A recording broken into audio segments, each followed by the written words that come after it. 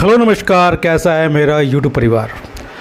जितने भी मेरे सब्सक्राइबर हैं उनके लिए बहुत बड़ी खबर निकल के आ रही है सीधे सरकार की तरफ से।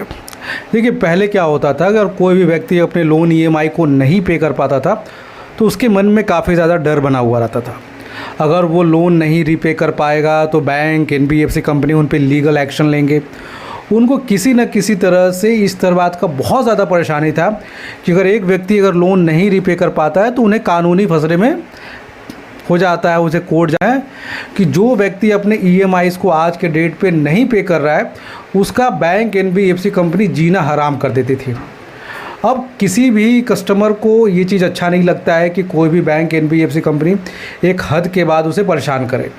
सारे लोग ये चाहते थे कि कम से कम उनके बारे में इतना तो बैंक हो या आरबीआई हो या गवर्नमेंट हो, इतना तो कम से कम सोचे कि एक कस्टमर को एक बैंक, एनबीएफसी कंपनी किस हद तक परेशान करता है, और कुछ नहीं, कम से कम उनके हित के बारे में लोग सोचे। देखिए, यहाँ सरकार ने स्पष्ट कर दिया है कि अब जितने भी जो नए आदेश आए हैं उसमें एक चीज़ को कॉमन रखा गया है। यहाँ पे जितने भी आदेश है उसमें एक बात कॉमन रखा गया है कि यहाँ पर जो बात सुनी जाएगी वो कस्टमर के हित के बारे में है। अब कोई भी ऐसे नियम काम नहीं करेंगे जहाँ पर कस्टमर को सीधे तौर पे फंसाया जा रहा है, क्योंकि अगर आज के डेट की अगर हम बात करें तो यहाँ पे कस्टमर के हित की कम बात हो रही है। यहाँ पे कस्टमर के हित की बात कम हो रही है और कस्टमर को कहीं ना कहीं फंसाने की बात ज़्यादा हो रही है। तो इसके लिए ये पूरे नियम को आज के डेट में अपडेट किया गया है।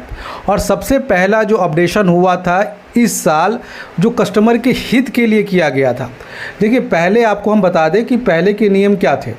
अगर कोई भी व्यक्ति अगर अपने लोन को नहीं रीपे कर पाता है तो बैंक, एनबीएफसी कंपनी क्या करती थी, आपके ऊपर जो केस करती थी वो अलग शहर में करती थी। बहुत सारे एग्जाम्पल्स हैं। जो लोग महाराष्ट्र में रहते हैं, मुंबई में रहते हैं, उनके ऊपर जो केस हो रहा था वो कलकत्ता में हो रहा था, बेंगलोर में हो रहा था, बहुत बहुत दूर पे होता। तो जो दिल्ली में रहते थे उन पे मैंने देखा है कि बेंगलोर में जाके केस हो रहा है। इस तरह से कोई भी जो कस्टमर है जो बैंक से एक राहत चाह रहे हैं वो इसका लाभ नहीं उठा पा रहे थे, क्योंकि अगर बैंक मान लीजिए आपके ऊपर केस 1000-2000 किलोमीटर दूर कर रहा है तो आप बेल लेने नहीं जाओगे। लोग समन को इग्नोर कर देते कि चलिए समन आया है, अगली बार चले जाएंगे। पर आपको एक चीज़ हम बताते हैं, अगर आपके पास समन आता है तो समन में जो यहाँ पे राहत मिलता है इसमें 1 से 2000 रुपये में बेल मिल जाता है। पर जब आप पे अरेस्ट वारंट आ जाता है, आप पे वारंट इशू हो जाता है, तो वहीं पे खर्चा आपका 10 से 12 हज़ार रुपये हो जाता है। और उसके बाद भी 14 दिन की न्यायिक हिरासत का खतरा होता था। अब इस चीज़ को 1 जुलाई 2024 से सुधारा गया कि अब कोई भी बैंक, एनबीएफसी कंपनी अगर मान लीजिए आपके ऊपर कंप्लेन रजिस्टर करता है तो आपको कोर्ट जाने की ज़रूरत नहीं है। अब इसकी सुनवाई आपके जो भी एडवोकेट है वहाँ से आपके बिहाफ पे कर सकते हैं। पहले ये सुविधा नहीं थी। अब उन्होंने एक और नया चीज़ लाया है कि पहले आपने देखा होगा कि ईसीएस के ज़माने में चेक दिया जाता था। अगर हम किसी भी बैंक से, एनबीएफसी कंपनी से अगर लोन लेने जा रहे हैं तो हम लोग मान लीजिए कि हमने 2 साल का लोन लिया तो बैंक, एनबीएफसी कंपनी हमसे 24 को चेक ले लेती थी।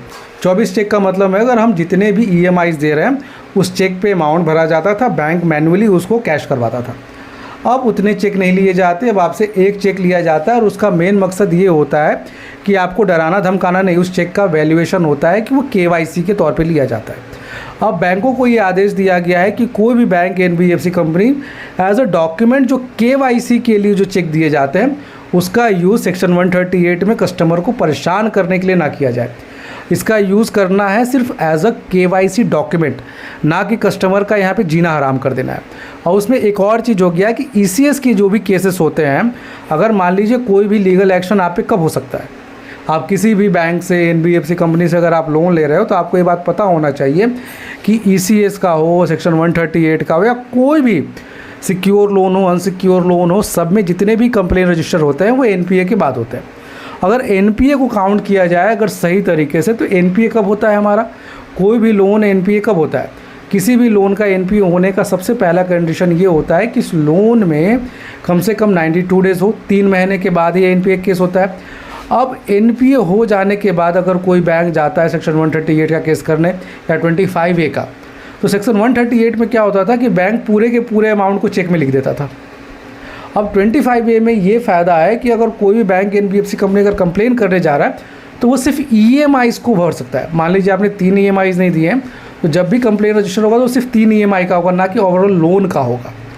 और एक और सबसे बड़ी अच्छी चीज़ की गई है कि अब यहाँ पर बैंक को, NBFC कंपनी को ये बताया गया है कि आपका ज़्यादातर जो प्रयास होना चाहिए वो ना कि कस्टमर को परेशान करने के लिए, कस्टमर को हैरास करने के लिए, आपका जो भी प्रयास